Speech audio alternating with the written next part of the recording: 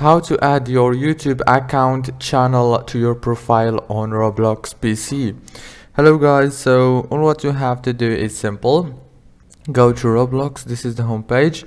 Now go to the top here on the settings and click here on settings. It will take you to this page.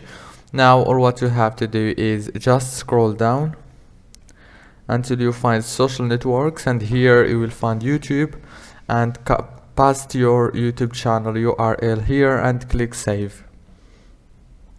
If this video was helpful, please don't forget to like and subscribe, and thank you for watching this video until the end.